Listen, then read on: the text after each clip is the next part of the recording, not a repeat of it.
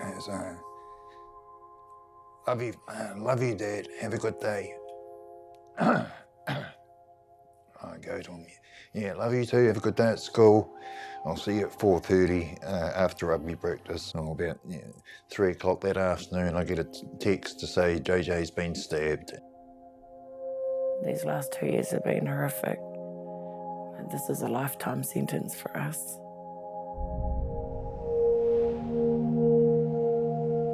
What happened in central Dunedin around 3 p.m. on May 24th, 2 years ago, is increasingly a distant memory.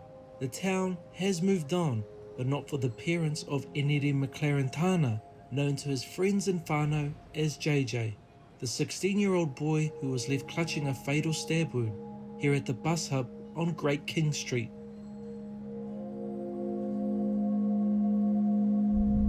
For them, time stands still.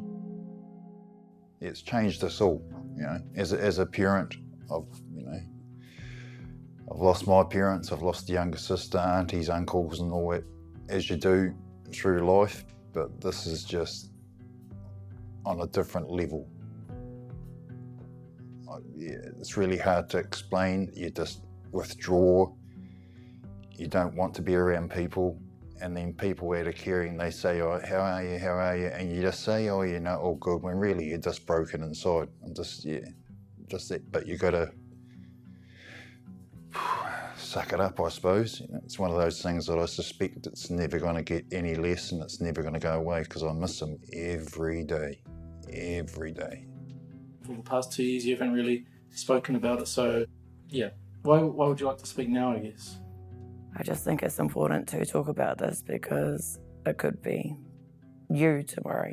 There's so many families out there struggling who don't have the help or the knowledge of the justice system or lack thereof.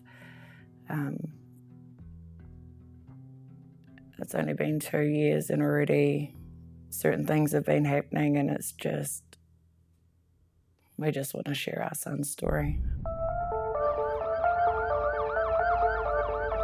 The Dunedin community in shock after a teenage boy was allegedly stabbed to death. Of the teenager killed at Dunedin's busy bus hub. This was a tragic event involving 2 very young people. Our thoughts are with the family and friends of the 16-year-old who died yesterday.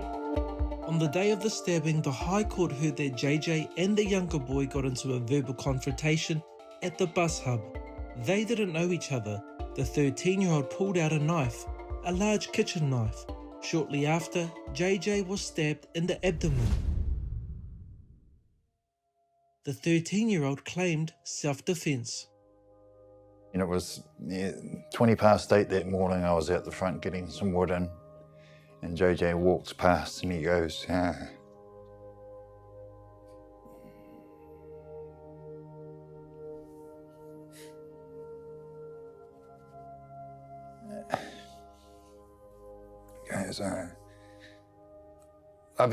love you, Dad. Have a good day. I go to him. Yeah, love you too. Have a good day at school. I'll see you at 4:30 after rugby practice. Or about 3 o'clock that afternoon, I get a text to say JJ's been stabbed, and I didn't really.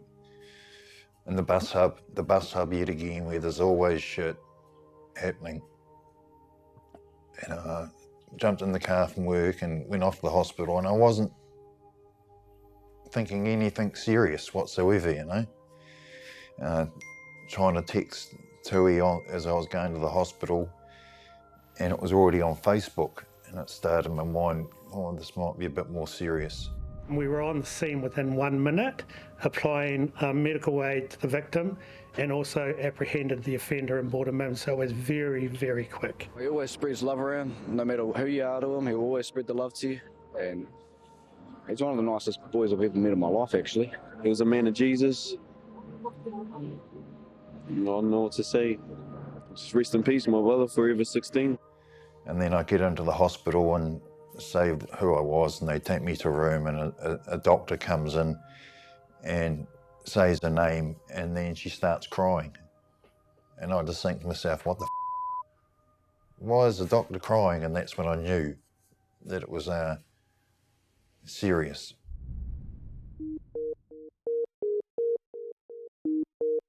The 13-year-old who has permanent name suppression had been diagnosed with ADHD and PTSD, both in the country of his birth and as an immigrant in New Zealand. His lawyer, Anne Stevens, KC, read the court the remorse he shared with a psychiatrist. Enere was a person, a loving human being like me. There's this weird emptiness inside of me, knowing I am the reason this young man passed away. I can't sleep at night. To me, it doesn't seem like self-defense when you charge at someone with a knife. Missed him the first time, got him the second. Yeah, and so my son was stabbed there on the road, 20 metres away from the police station, and I'm pretty sure, they doctors and whoever done all they can, but the way I understand it, that's where he died, on the road, and they brought him back and took him to hospital. Then it was confirmed probably about 8 o'clock that night, wasn't it? And then they just come out, you can go and see JJ now. This is all I heard. And I was thinking, you're good, he must be all right then. And then just to go into the cubicle and see my son lying there with the thing stuck down his throat. And they said, don't touch his chest because he's still split open. A little bottle under his bed with blood dripping out of it. And I remember going up to his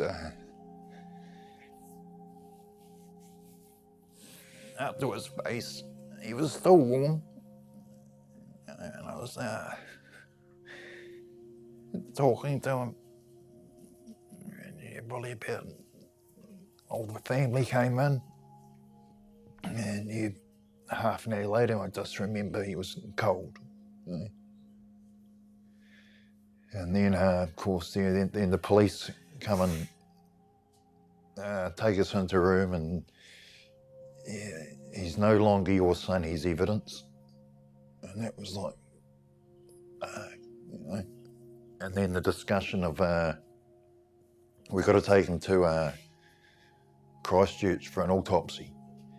And I go, why can't you just do it here? Oh, we haven't got the autopsy person or whatnot. And it was like, and I remember Tui saying, well, don't take him away without us. We want someone from the family to be with him all the time. And then the following morning he was gone.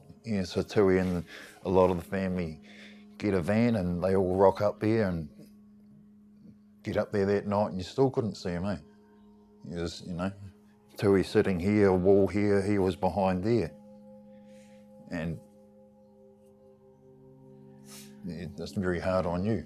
Yeah, I was very lucky to travel with my auntie and some cousins and nieces and nephews when we went to get him. It wasn't the easiest journey, but thanks to the love and support of the community as well, we managed to get him home. It was a pretty surreal moment, but even that experience, thinking back, that was horrible. You had to clean him up. The next day when he finally got released to us, he had blood and stuff all over him and that sort of stuff, and his mother had to clean him up to bring him home.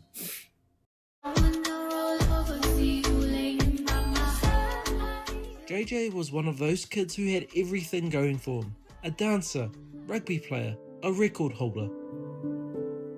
What was JJ like as a boy? Full of life, good heart, loved his family, his friends. Very good at athletics. I think he's got either the South Island record for long jump for his age group. Was it under 14s or something like that, JJ was super proud of his Cook Island whakapapa.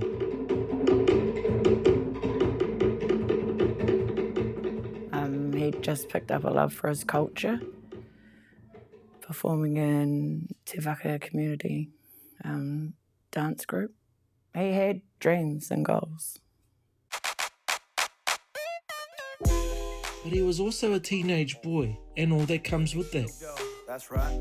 I'm trying to find me one right now. Ooh wee, a little hot one. Yeah, you know what I mean? not going to say a typical teenager, because to me he wasn't. He was made me work as a father, but on the outside he was what I think every parent wants of their kids, is to be respectful and kind to people outside these four walls. And yeah, probably after I'm leaving, I found out how much of that he was in the community with his family and his friends and everybody, how much he helped people and all that sort of stuff. He just had a good heart, full of love and life. As a Trinity Catholic college student, JJ showed real leadership promise. And I remember the first game that they played was against the Otago Boys, which is, one of the top schools in Dunedin for rugby. And he goes, Otago Boys, and I go, oh, you're going to get your asses kicked. Well, they won that game. I can remember watching it, and after the game, the principal of Trinity come up and said to me, oh, I didn't realise Enere was such a leader. No mai haere mai, welcome to 3 News. A 14-year-old boy who the Crown says chased another teenager before fatally stabbing him at a central Dunedin bus stop has been found not guilty of murder but guilty of manslaughter. Sentencing the boy to 3 years, 3 months in July last year, the judge took into account his young age, medical conditions, deep remorse and the impulsivity of his actions. On appeal, the manslaughter conviction was upheld, but the sentence was reduced to 2 years and 7 months. I just struggle for myself anyway, knowing that this person is walking around my country, living in my country when he's done this to my son, and my son's out the road there 6 feet under. He had so much to offer. Just last week, the defendant's first application for parole was declined. While struggling to understand how the law hands out justice in a case like theirs, JJ's whānau say that for them, the loss of their much-loved son will always be with them. No discounts, no parole for them. I think some would call it overthinking, but for me, I'm worried about the impact it will have on my family, on our kids. These last 2 years have been horrific. Yeah, I've got no faith in the justice system, none whatsoever. And like Tui said, I fear for his friends who are angry. I fear for my sons who are angry. I fear for myself because I'm angry. All through this whole process, I've tried not to be angry. I've tried to be supportive of my kids and the whole family, but it's just the unknown. John and Tui are still unsure how the law will finally play out for them and the young man who killed their son. Until then, they say they're left in limbo. In the Cook Island culture, I suppose you're supposed to have a headstone done after a year. We still haven't done his headstone because we just don't, myself and his mother just don't know what to put on the headstone. It's been a long process. We can't really get onto the headstone until that's done. We've picked it, that's why we've paid for it. We just need the space and the quiet to be able to do this. And this is a lifetime sentence for us.